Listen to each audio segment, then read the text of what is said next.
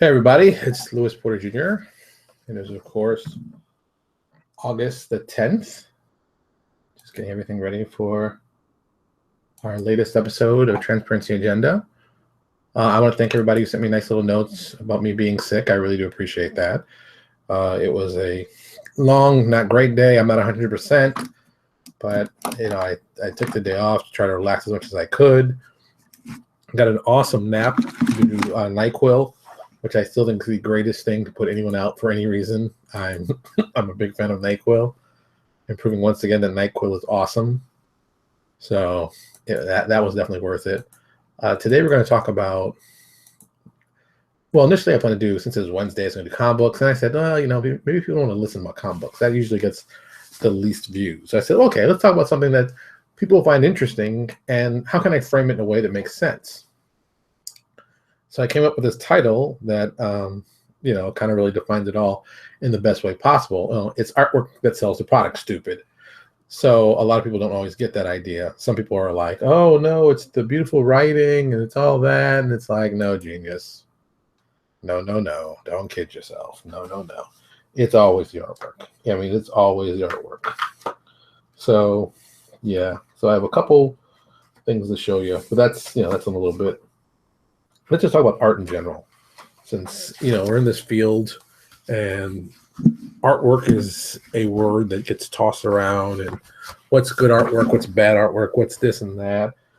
From my own perspective, and I've always focused on my own self. That was bad. Thank you. My own perspective has always been that I'm a modern day fan of art, in the sense of, we'll go with comic books as the best frame of reference. We're talking 1980s, 1975-ish and earlier and on. Going from there, that's kind of one of my favorite points. I like that era a lot. It's a lot of fun.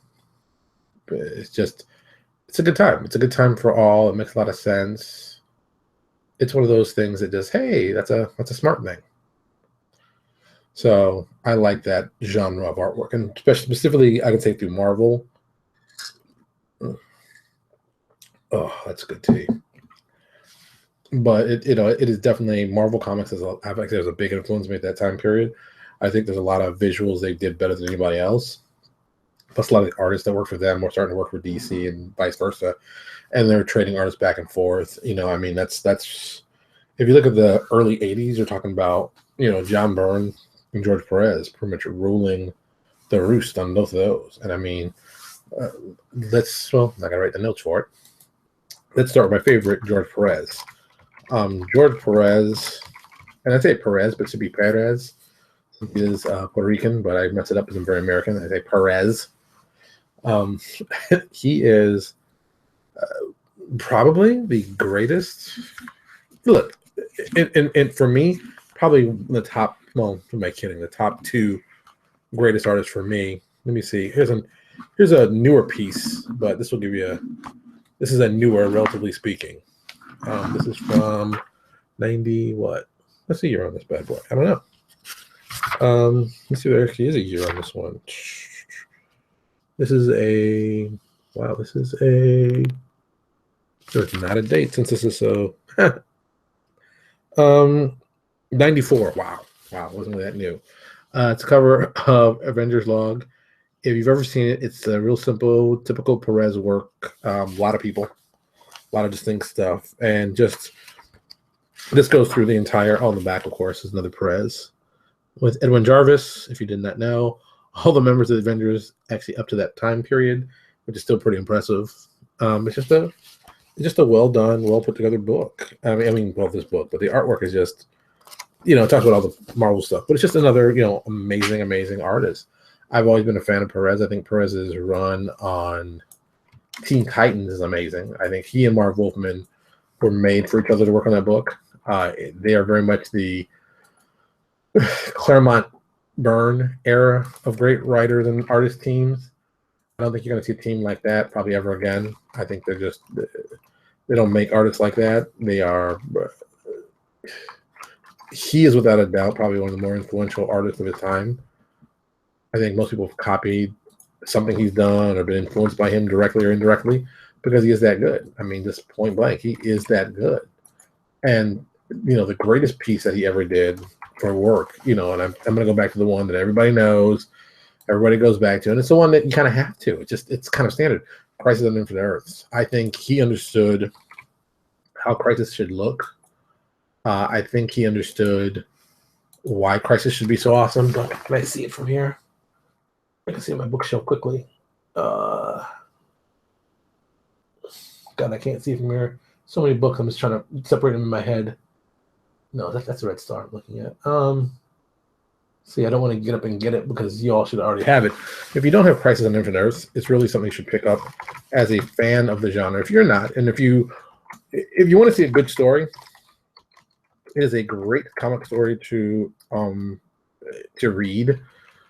If you know nothing about comics, it's a great way to kind of start-ish. Even though you really don't start, it's really kind of a finish. But it does a lot of cool things in it, and it has 2 amazing deaths in it.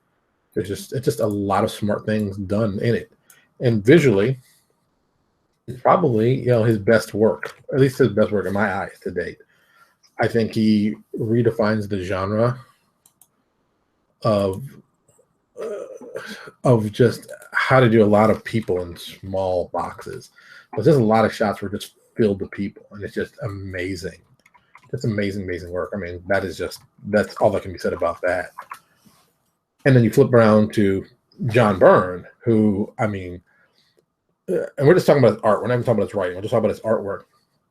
You're talking about a guy who got in a book that was the book he was working on first was a little known comic book called Iron Fist. Yeah, a lot of people don't know that. That's how he cut his teeth in the industry. He cut some earlier books, but Iron Fist was the first book that he got that was actually his book, and he kind of doing the art, and that kind of propelled him to do X-Men. And Iron Fist, I used to have the original one because, of course, Sabretooth's first appearance is in it, but that's whatever. But the actual book is actually really well done. And if memory serves me right, which I think it does. I'm typing this in because it's one of those moments that I think I'm right, but I want to just confirm that the first pairing of Chris Claremont and John Byrne was because of Iron Fist. Yeah, if I'm right, because Byrne. That's right. Byrne and Claremont did the 3 issues, the three arc that became like the infamous picture you probably see of Power Man Iron Fist when they changed the name from Luke Cage, and they took it over 48, 49, and 50. It's where they basically changed the name from what was it? It was Luke Cage at the point, and then they brought in the book, and come on, dude, blaxploitation plus kung fu makes awesome stuff, and it's one of those weird moments that you got Chris Claremont writing this and John Byrne working on it, and then they go off and do X-Men. Well, Byrne was doing that, and then he does X-Men. It's just a whoa, and it proved like they worked together for a while. I mean, too many egos. Even they've even said that their egos were too big for the book, but that's just a very funny moment that they did that book first. They found out they were good, and then they went on to do an awesome teaming in X-Men, and they took a book that literally was going to get canceled and get written out of history. That's how people don't realize how close it was going to be for the X-Men to get canceled, because the X-Men they stopped printing newer issues. Was it 70 issue 76? It might have been issue 76, and they started reprinting. And a lot of people don't know that the X-Men Avengers released a month apart. They released a month apart in the actual when they first. One was on August, one was September. I think Avengers came first, and X-Men. It was that kind of scenario. But yeah, here it is. Marvel started producing stories at issue 66, and they reprinted from issue 66 to 93, just reprints of stuff. And that run, at the end run, was actually pretty good because there's some great artwork going on there. We're talking this is before Claremont. Neil Adams was doing the artwork then. Another legendary artist who is involved with a ton of stuff, especially Batman. Good lord, his Batman stuff is, what? Incredibly influential was a nice way to put it. Yeah, I'd say probably Neil Adams' Batman work set the standard for Batman for a long time. See, I never really thought about it. I just said it right there. It's like, yeah, he did a lot of the main characters you think of when you think about Batman. He was directly involved. So, he was working on the book. X-Men, I mean. And we got off X-Men, jumped on to DC, and then never really looked back. And that was his thing. And an awesome artist who did great work. You can't say enough things. Neil Adams actually was down here a month or two ago for a con, so you can see him in person. I've seen him a couple times, so it's not like a big surprise anymore. But I digress. So John Byrne was working on X-Men and basically just took that book from the lowest selling book to one of the best selling books of all time. It was one of the this book changed everything. If the X-Men had been as popular as they were, I don't think Marvel would have been as popular as it was. I think the inclusion of Wolverine really made that book awesome. If you ever get a chance and you gotta find this, it's kind of cool. It was actually two things. And first, a lot of people don't know this, and I've talked about Byrne because I've met him several times in my youth and even modern day. He originally planned to kill Wolverine. No, I'm sorry. Good Lord. I messed it up already. Chris Claremont planned to kill Wolverine. Chris Claremont did not like Wolverine at all. I mean, good Lord, did not like him at all. And John Byrne begged him not to kill him. And you think about it for a second. It's one of those moments of, holy cow, man, how crazy is it that Chris Claremont was going to kill off Wolverine? And I forgot what was the reason for it. He just didn't like the character. I know that he didn't like it. And John Byrne loved the character. The other part to this crazy little story, the face you see as Logan now was not the original face that John Byrne had drawn for what he thought Logan was going to look like out of the costume. And the look they wanted him to have. Even though Dave Cochran was involved in that. You see his face actually in the, what issue was it? Actually, because they find out it's issue 100, I believe. Whew. I think it's 100. I think you don't see his face till, I forgot. It's been a long time. I can't remember. Dave Cochran pulled the character in. I don't think they actually showed his face till Byrne really did it. I can't remember the dates. This is getting confusing. But Byrne originally had the character looking more like Sabretooth. Had more of a Sabretooth look, blonde hair, that kind of look to Wolverine. And it's just one of those weird things that happen to be that way. Just you can find the picture. It's online some places. You gotta search for it. John Byrne, but it just tells you about how artwork helps sell the stuff. I mean, let's just talk about. Let's talk about covers. Okay, let's talk about covers. I've got a couple books here. I'm gonna pull out some ones that I like and some ones I don't like. I like that one, and these are totally random. This is just stuff I had literally lying next to me. I'll show you all these. So give you. This is one of my favorite artists, Paul Smith. Paul Smith has done a lot of beautiful music. This is actually a double spread. Let me show you the back, and then I'll open it up to see both sides. Paul Smith. Ta-da. It's hard to get this right. Is this one up here? Paul Smith did a small little run on X-Men and on Doctor Strange. He's one of my and the first edition of the Falcon limited series. Forgot that one. He is an amazing artist, and he literally was doing these books, became decently popular. The run he did on X-Men is some of the people's favorites. The infamous Rogue Wolverine issue where they basically team up when he first signs on versus the Silver Samurai. Another great one. Jeez, let me Paul Smith in there. I'm the artist. Tough already. Is that one? No, that's not the right one. So, Smith, artist. So, the run was amazingly done. I think they just knocked it out of the ballpark. They understood what that character. I mean, his artwork is just amazing, and he did his Falcon. First issue of Falcon is one of my favorite use of his artwork. You can tell something. This is something that you find out later about Paul Smith. Paul Smith, after doing comics for a while, left comics to get in animation, and did very well in animation. And he came back to do some more comic stuff. Another big one that he did that that got well known for him, I thought was amazing, was The Golden Age. The Golden Age book from DC. Great story, great pitch. Actually, I'm even going to reference it here because I think it's important for you guys to check it out and read it. It is a great, great, great story. The artwork makes a lot of sense for what they're trying to portray. I think this is one of his first DC works, if I'm correct, with Paul Smith. Just a lot of just great stuff in that book. I think you should check it out if you're a fan of comics, if you're a fan of writing, if you're a fan of art. I think you'll like a lot of what's going on there. Another one of my favorite artists, Paul Pelletier. Paul had done a lot of work for everybody. DC, Marvel, CrossGen. I think CrossGen is where he really became a superior artist. Another guy who I'd say is very much the traditional comic book style.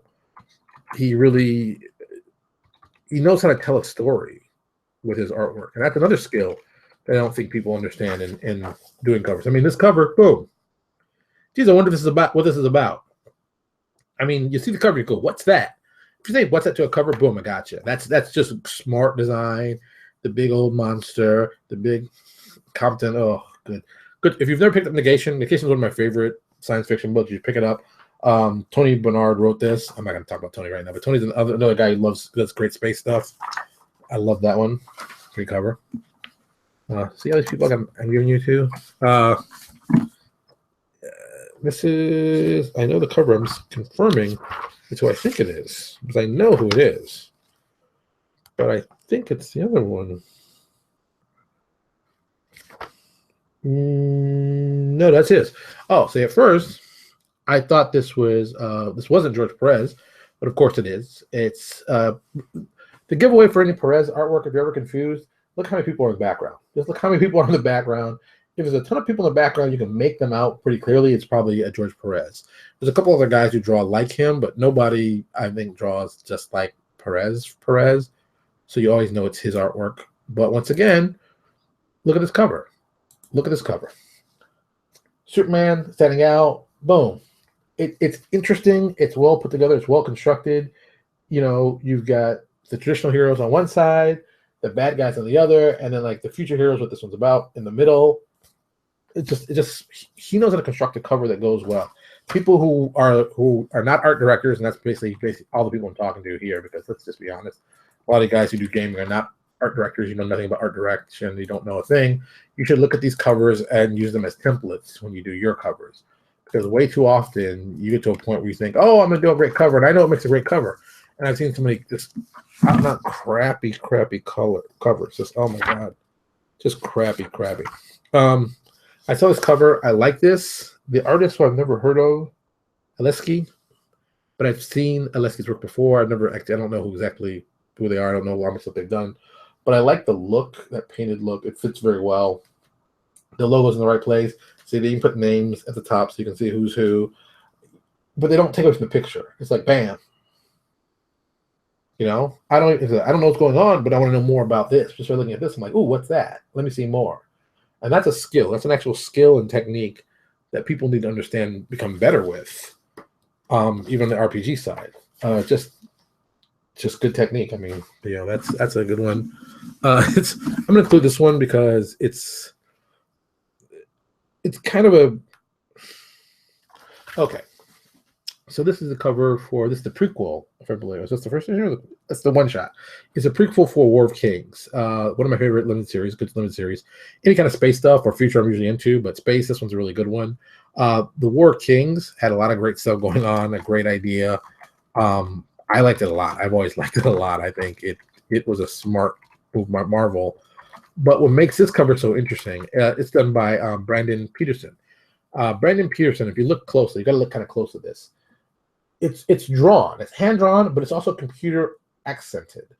What Brando, they call him. I keep on Brando. He's another one guy who came out of CrossGen. But I actually came out of Marvel and went to CrossGen, became very popular, and is teaching. If I last recall, I might still be wrong about this. He's teaching at Dave. Dave is a digital art school down here in Central Florida. It's if you think like Full Sail, it's like Full Sail, but not Full Sail. But it's still, you know, a solid place, a lot of good stuff. I'll take this in before I forget. But you know, you'll learn a lot about artwork. You'll learn about how to do stuff like this. I've talked to him several times about the construction of his covers, the 3D usage, and I think this also was kind of influenced by seeing what's done by the guys who do Red Star. I mentioned Red Star before. I mentioned the Red Star before, so you guys know what I'm talking about. If you've been watching the show for a long time, if not, you got to dig through, find some of the Red Star stuff. You'll be very happy. I think that more comics should go that route. The combination of, you know, digital plus traditional. And I mean, the digital coloring has been the rave forever. But I think that people could learn more about trying to implement that with comic books. I just think it's a good idea. That's just my idea.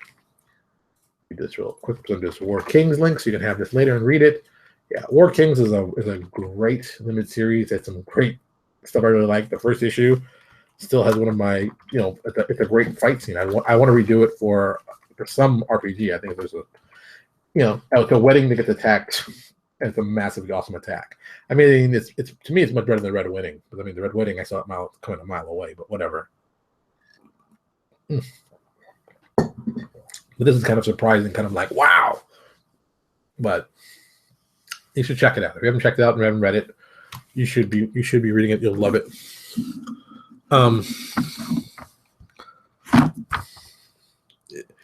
This isn't a great cover by him. I don't want to put this one up. John Cassidy is another artist from Marvel, DC. He's some independent work.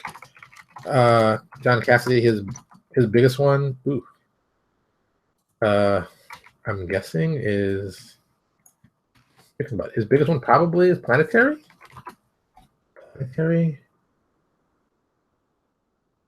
Yeah, I'm gonna go with Planetary. Yeah. Planetary was a book done by Warren Ellis that did a lot of awesome stuff. I'm a big fan of Planetary. It is on my top 10. My top 2. Yeah, I'm not gonna kill anybody. It's my top 2 list of things you have to read.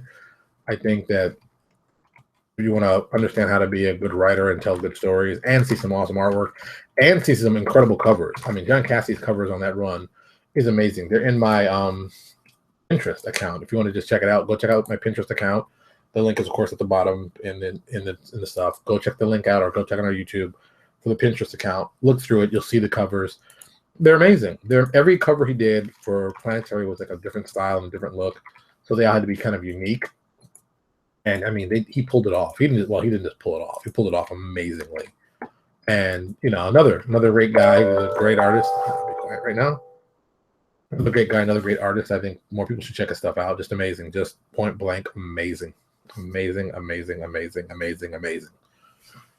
So yeah, but this isn't a good cover. I don't like this. This is one of his covers he did. This is an Avengers cover. It makes sense if you read the book, but it's not one of his better ones. But it makes sense. I get that. Here's a cover I don't like, but here's a cover. Here's a cover I like. I saw it. I didn't realize who it was at first, and then I realized who it was.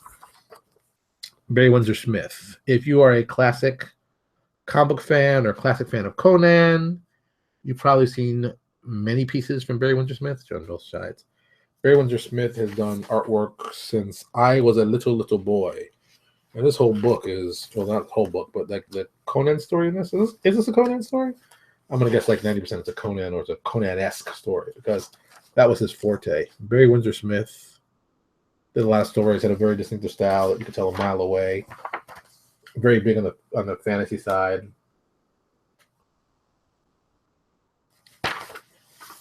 Yeah, God, I haven't thought about Barry Windsor Smith in a long time. I got into Barry Windsor Smith kind of by accident. When Valiant was up and coming, they had Barry Windsor Smith do a couple of their early issues of their books, and his artwork just really was perfect for the books at that time. So, I mean, just perfect. Just look perfect. Good art is good art. A lot of fans who are comic book long-term fans are probably fans of his stuff. and not even realizing it because he's done so much. Like anything Conan, I think of the last, at least of the 80s and part of some of the 90s, has probably been influenced by him. So, you've seen his artwork. It's just, another beautiful artist and stuff like that. And finally, this is even Rice. I keep mispronouncing his name. Very solid. Show up there. Very solid artist from DC. His style has continued on very well. This is like another example. Like, dude, there's a lot of stuff going on. Shut down there, then a lot of stuff going on this panel. There's a lot of stuff going on in this panel. It's a huge panel. There's lots of artwork. Blackest Night. I'm always fans of an artist who can do a lot of people in a small panel. I mean, look, just boom. Everybody's important. See? 1, 2, 3, 4, 5, 6, 7 people on the cover. And you can see mostly all of them. Okay, some are scantily dressed, of course. But you can see mostly all of them in the picture. That's a skill in itself. A lot of people don't understand it. A lot of people cram a picture full of stuff and nothing ever gets done. But I thought it's a cool piece near me that was interesting that you'd all like to know. So all the artists I talked about today, there are links to them, of course, in the description below, of course. And that's really it. I think there's a lot of artists you can take good ideas from. I know a lot of you say, like, oh, comic books. Oh, I don't read comic books, Lewis. What do I do? Like, well, if you want to learn about good artists, you got to find out where the good artists are. And comic books have a lot of good artists based on the fact they've got to produce product, every month, 32 pages of content of good artwork. So, as a RPG publisher, you may not have to do that kind of artwork. But these guys do, and you should look at their artwork as templates for you to design and make great stuff. Like I mentioned earlier on, we have a Pinterest page. I'm going to go to it right now so I can really talk it up properly. When I say we, I mean really me. But it's my Pinterest page. And I currently have, how many boards in this thing? 32 boards and roughly 5,500 pins in them.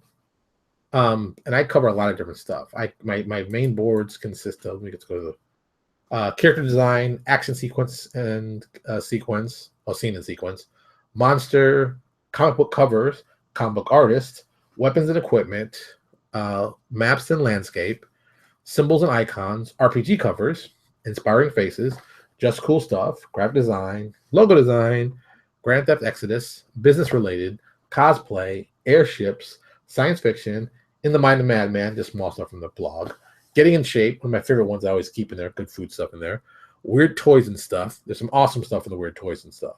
Transparency Agenda, of course, and cooking and food. So I tell everybody, go to our character design one. We currently have over 1,600 pieces of art in our character design portfolio. This is something I use for all my artists when I tell them, hey, I'm looking for a character and I want the character to be kind of like this. I go to this file. I usually get 3 or 4 pieces of art and I send it to the artist, and then they merge what I think in the thing would work well, and they create the characters they do for us. It's something that if you are seriously going to be doing this and you're seriously going to be, let me put this in the show notes. Even you should have an account anyway. You should have a Pinterest account. If someone tells you, oh, why would you have a Pinterest account? That's stupid. Who would want to use a Pinterest? I'm like, you're stupid if you're not using Pinterest. Pinterest is awesome. It has a lot of amazing things. There's so much stuff you can just read and get lost on. And there's just tons and tons of useful information there. Also, I have an action sequence, stuff I've seen that, like, fantasy-wise, half-page pictures. And I'm like, oh, I need to do a half-page picture. What should it look like? Well, that's what this stuff's for. I need to do I've stolen a lot of stuff from here. Don't get me wrong. I've stolen setups that look like they work. They look like they work. They work. I'm like, okay, let's do them. Let's change this character for this character. Let's change this thing for that. But the construction, the composure of it is already built. And these pictures are awesome looking. So it's like, hey, it makes sense to use them. That's why I do it.